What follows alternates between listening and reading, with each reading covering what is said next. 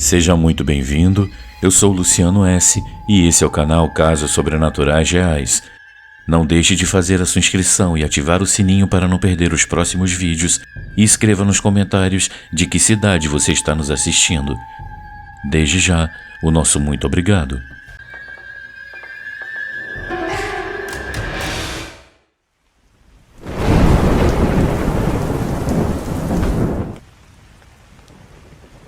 Uma família unida.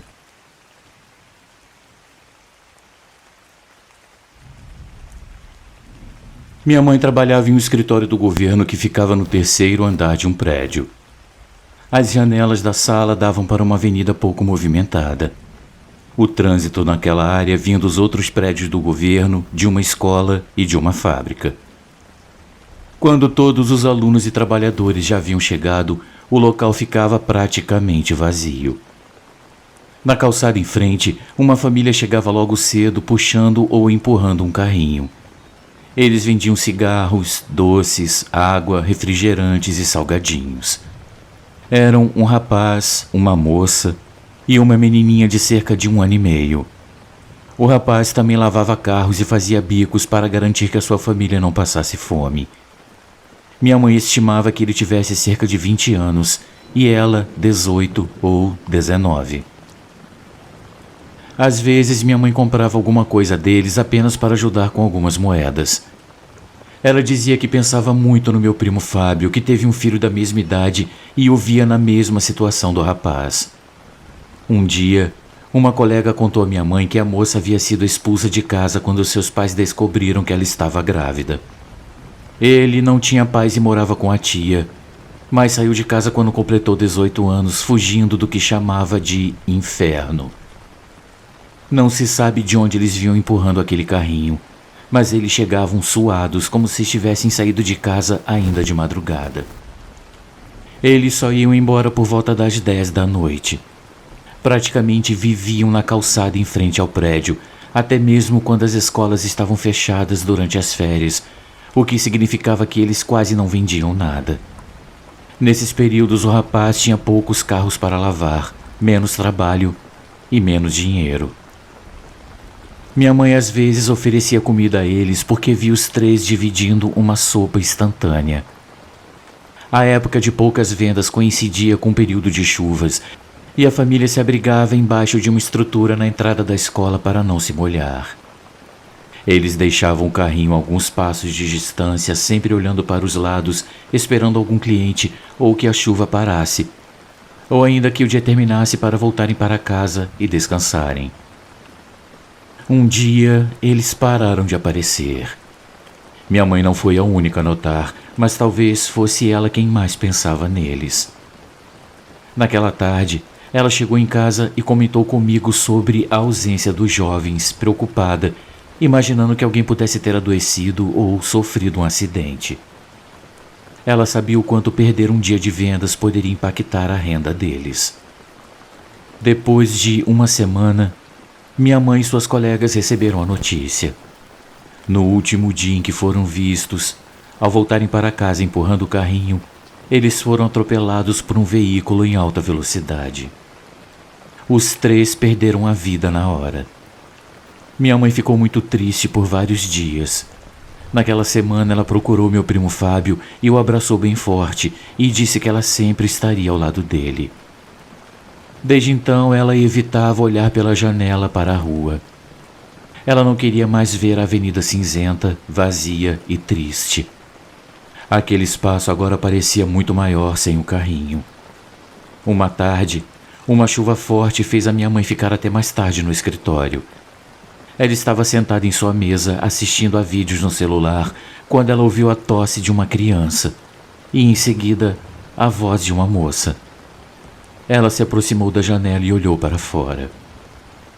Primeiro ela olhou para o céu e depois para a calçada do outro lado. Tudo parecia vazio e triste sem o carrinho. Mas, a alguns passos da entrada da escola, ela viu os três abraçados, protegidos da chuva. Todo o tempo que ela ficou ali olhando pela janela, eles estavam lá, olhando para os lados, esperando um cliente esperando que a chuva parasse ou esperando o momento de ir para casa e descansar de sua longa jornada.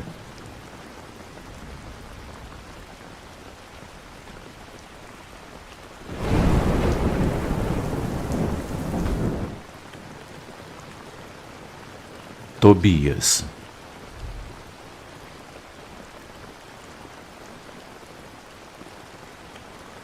Boa noite, Luciane e amigos. Meu primo passou por uma experiência que mudou a sua vida para sempre. Ele se chama Alan. Em 2017, ele terminou com sua namorada com quem ele havia ficado por 5 anos, a Jéssica. Eles tinham um cachorro juntos, um boxer de porte médio chamado Tobias, que era muito obediente e carinhoso.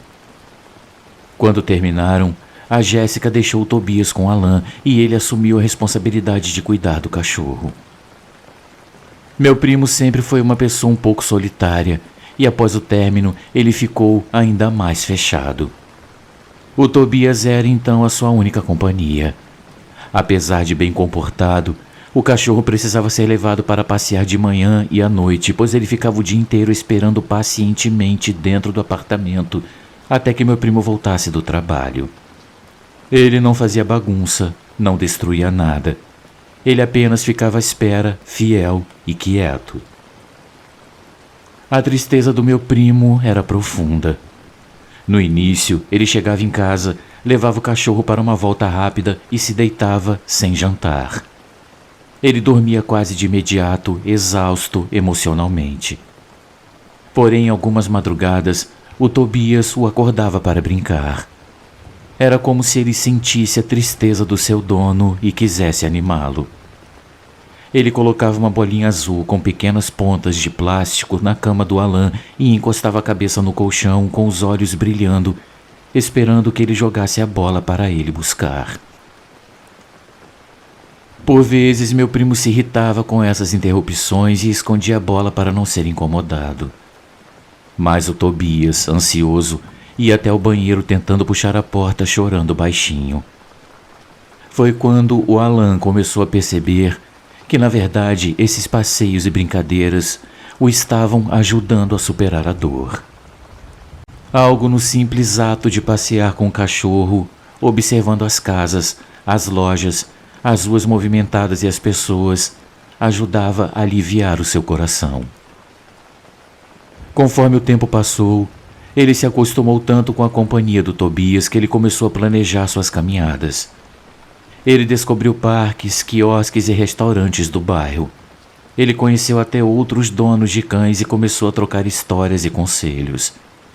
Era como se o Tobias tivesse trazido um pouco de cor e alegria de volta à sua vida. Mas então, certa noite, algo estranho aconteceu. Ao chegar em casa, o meu primo notou que o Tobias não estava esperando por ele na porta como de costume. Ele procurou por todos os cômodos e o encontrou encolhido debaixo da cama, sem conseguir mover as patas traseiras.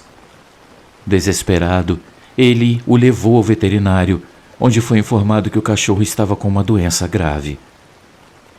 A cirurgia era arriscada, com apenas 50% de chances de sucesso. Naquela noite, ao chegar em casa, o Alan colocou o Tobias em sua cama, querendo aproveitar ao máximo o tempo que ainda poderiam passar juntos. Ele adormeceu abraçado ao seu cachorro, mas acordou no meio da noite suando frio, sentindo uma presença estranha no quarto. A temperatura parecia ter caído e uma névoa fina pairava no ar quase como uma fumaça. Ele ouviu um leve sussurro como se uma voz feminina estivesse chamando seu nome. Ele olhou em volta, mas não encontrou ninguém. A partir daquele dia, as noites do Alan ficaram cada vez mais perturbadoras. Às vezes ele ouvia sons de patas andando pelo apartamento, mesmo quando Tobias estava em seu colo ou deitado, imóvel. Outras vezes ele sentia uma pressão em seus pés, como se algo estivesse deitado na cama com ele.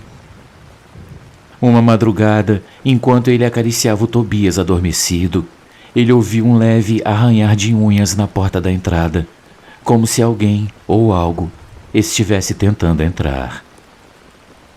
As manifestações sobrenaturais se tornaram cada vez mais intensas. Um dia, voltando do trabalho, o Alan encontrou a bola azul no corredor, exatamente onde ele costumava jogar para o Tobias brincar. Mas o cachorro praticamente não conseguia mais andar. Intrigado, ele começou a jogar a bola novamente, mas algo estranho acontecia. A bola rolava sozinha pelo chão, voltando para ele como se alguém invisível a estivesse empurrando. O meu primo, inicialmente cético, sentiu um calafrio ao perceber que ele estava brincando com algo que ele não podia ver. Luciano, o tempo passava e a saúde do Tobias só piorava. Nos últimos dias, o cachorro não conseguia mais brincar. Ele apenas observava com um olhar que transmitia gratidão e tristeza. Meu primo o levava ao parque, onde os dois caminhavam devagar entre as árvores, e às vezes ele sentia como se uma sombra passasse ao seu lado, fria e silenciosa, como se algo o acompanhasse. Até que, numa manhã, o Tobias não acordou. O meu primo conta que o enterrou no quintal da casa da nossa avó, perto de uma grande roseira, onde ele já havia levado o cão algumas vezes para correr e brincar. Após a despedida, ele voltou para o apartamento, ainda sentindo o vazio da perda. Ele guardou todas as coisas do Tobias numa caixa e a colocou no armário, tentando seguir em frente. Naquela mesma noite, ele adormeceu, mas ele acordou às 3 da manhã. Ele sentiu algo estranho. O ar estava pesado e frio. Um leve som de guizo ressoava no quarto, como o som de uma coleira que o Tobias costumava usar. Ele olhou em volta, mas não viu nada. A sensação de uma presença era intensa, como se algo invisível estivesse sentado ao pé da cama. Com medo e curiosidade, ele estendeu a mão e, ao tocar o colchão, ele sentiu a bola azul, a mesma que o Tobias sempre levava para brincar. Ela estava desgastada e mastigada, como se tivesse sido mordida recentemente. Nos dias seguintes, as atividades sobrenaturais continuaram. O meu primo ouvia passos pelo apartamento, sussurros de alguém chamando seu nome, e a bola azul aparecia misteriosamente em locais diferentes, mesmo quando ele a escondia. Era como se o espírito do Tobias estivesse tentando se comunicar, cuidando do seu dono, mesmo do além. Com o tempo, o Alan passou a sentir uma estranha paz ao perceber que, de alguma forma, o Tobias ainda estava com ele. Em vez de medo, ele começou a encarar esses sinais como uma lembrança do amor e da lealdade do seu companheiro. O cachorro continuava presente, talvez como um guardião, mantendo viva a conexão que tinham e lembrando Alan de que, mesmo nas piores perdas, algo bom sempre permanece ao nosso lado, de formas que nem sempre nós conseguimos entender. Muito obrigado a todos pela atenção.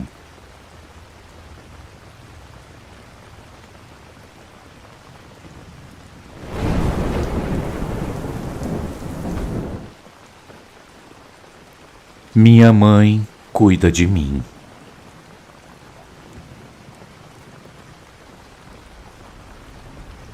Boa noite, Luciano e ouvintes. Meu nome é Sônia e eu sou de Santo André, São Paulo. A história que eu quero contar aconteceu comigo há muitos anos, mas eu nunca me esqueci. Agora mesmo, escrevendo esse relato, eu me emocionei como se isso tivesse acabado de acontecer.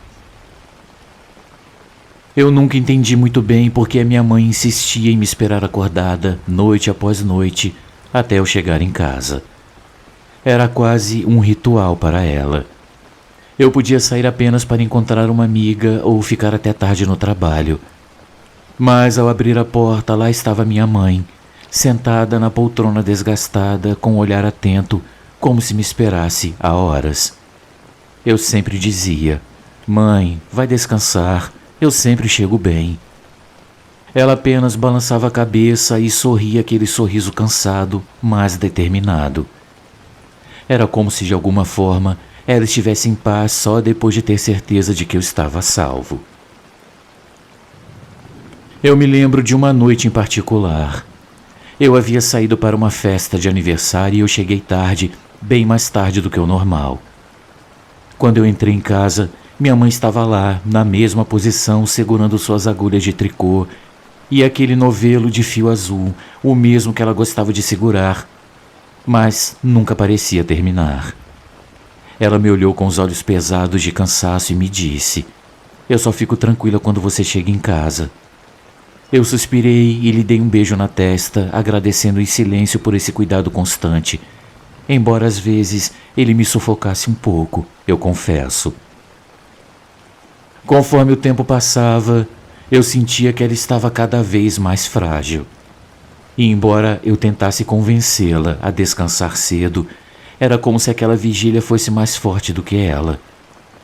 Em noites em que eu sabia que voltaria muito tarde, às vezes eu avisava que eu dormiria na casa de uma amiga ou que eu ficaria no trabalho até o dia seguinte. E mesmo assim, quando eu voltava, o cheiro familiar do café fresco já se espalhava pela casa e a luz da sala estava acesa, como se ela não tivesse dormido. Mas então tudo mudou. Foi em um dia qualquer, um daqueles que eu nem imaginava que ficaria marcado para sempre. Eu tinha passado o dia inteiro no trabalho e já era tarde quando eu decidi voltar para casa. Estranhamente, eu senti um peso no peito, uma sensação de que algo estava errado. Quando eu abri a porta, o silêncio da casa parecia mais denso, como se ela estivesse vazia há muito tempo. Minha mãe não estava na poltrona, a televisão estava desligada e nenhuma luz me esperava. Sobre o sofá havia um bilhete da vizinha. Ela me pedia para procurá-la assim que eu chegasse. Eu senti meu coração acelerar.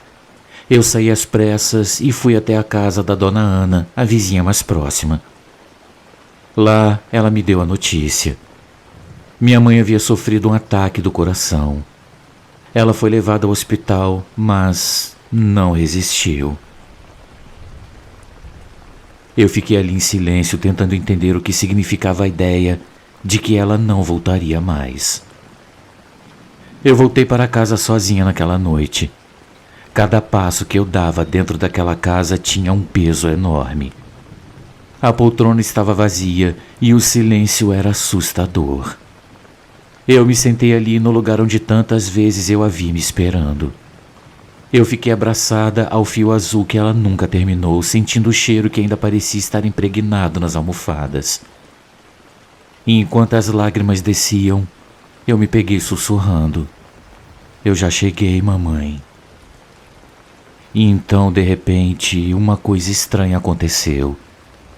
A luz da sala piscou levemente, e o rádio antigo que estava no canto, em que eu nem sabia que funcionava, emitiu um leve chiado. Por um breve momento, uma melodia suave começou a tocar. Era a música favorita da minha mãe, aquela que ela ouvia enquanto tricotava. Eu senti uma brisa gelada e, olhando para a porta do corredor, eu tive a impressão de ver uma sombra movendo-se de leve, quase como se fosse a minha mãe, indo em direção ao quarto. Luciano, eu tentei racionalizar, dizer a mim mesma que era apenas o cansaço e o luto me pregando peças, mas uma parte de mim acreditava que ela estava ali, de algum modo. Naquela noite, eu adormeci na poltrona dela e eu tive um sonho vívido. No sonho, eu era uma criança novamente e a minha mãe estava ao meu lado me ensinando a tricotar. Ela segurava minhas mãos com carinho, me guiando pacientemente, e no final, ela me olhava nos olhos e dizia: "Eu sempre vou estar com você." Quando eu acordei, a casa estava silenciosa, mas eu não senti medo, apenas uma serenidade estranha. Desde então, algumas coisas inexplicáveis começaram a acontecer. Em certas noites, quando eu voltava para casa, A luz da sala estava acesa e um cheiro de café fresco enchia o ar.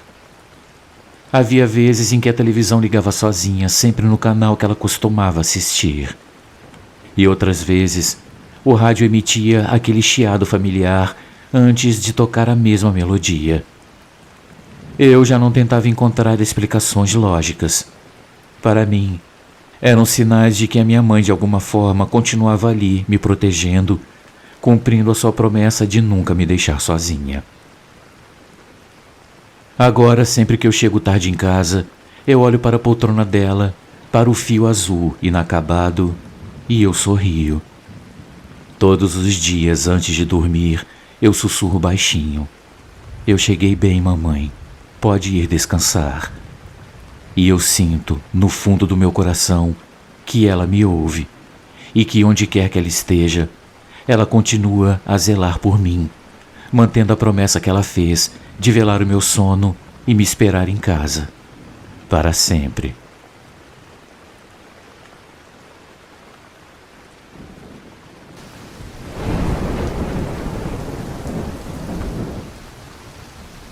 Amigos, uma pequena pausa no nosso vídeo, apenas para lembrar que o nosso canal é um canal independente e que para continuar existindo nós precisamos muito do seu apoio.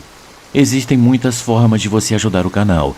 Uma delas é contribuindo com qualquer quantia utilizando a chave Pix que está aparecendo na sua tela. Outra é se tornando membro contribuindo com apenas R$ 7,99 por mês clicando no link Seja Membro.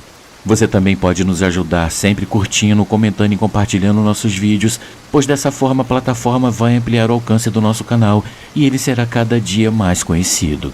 Desde já, a gente agradece e agora vamos continuar com o vídeo.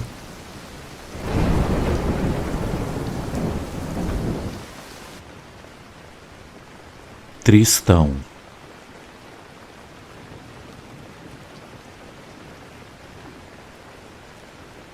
Luciano, havia um cachorro sem dono na nossa rua, um vira-lata caramelo que todos conheciam. A gente chamava ele de Tristão.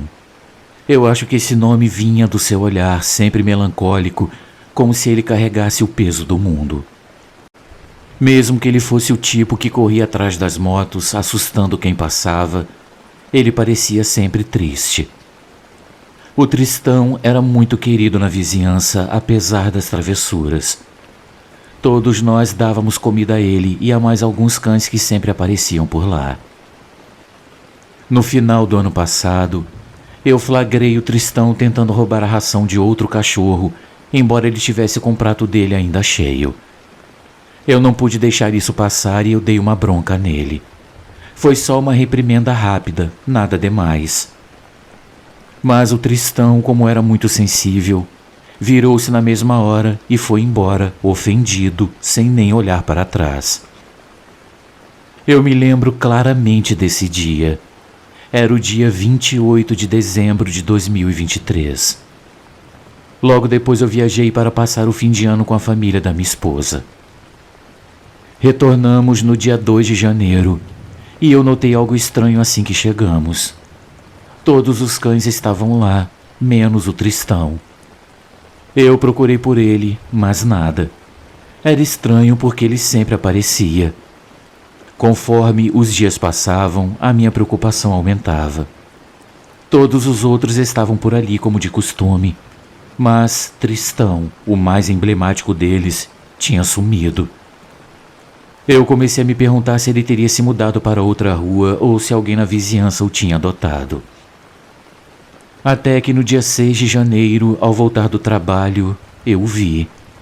Ele estava sentado na esquina, olhando fixamente para o final da rua que estava deserta. Eu senti uma felicidade indescritível. Eu estava convencido de que ele havia voltado. Eu fui correndo para dentro e eu chamei minha esposa. O Tristão voltou. Ela ficou surpresa, pois ela também já estava começando a pensar o pior. Eu peguei um pouco de ração e saí para alimentá-lo, achando que ele fosse me receber com aquela alegria costumeira. Mas quando eu me aproximei, ele apenas me lançou um olhar distante, nostálgico, e voltou a olhar para o vazio. Era uma visão esquisita, como se ele estivesse ali, mas ausente, com o pensamento muito longe. Mesmo assim, eu fiquei feliz. Pelo menos ele estava de volta. Eu comentei com a minha esposa que ele talvez ainda estivesse chateado comigo por causa da bronca que eu dei nele. Nós rimos disso, imaginando o quão rancoroso ele poderia ser. Mas após aquele dia, ele sumiu novamente. Não importava quantas vezes eu saísse ou chamasse o seu nome, ele nunca mais apareceu.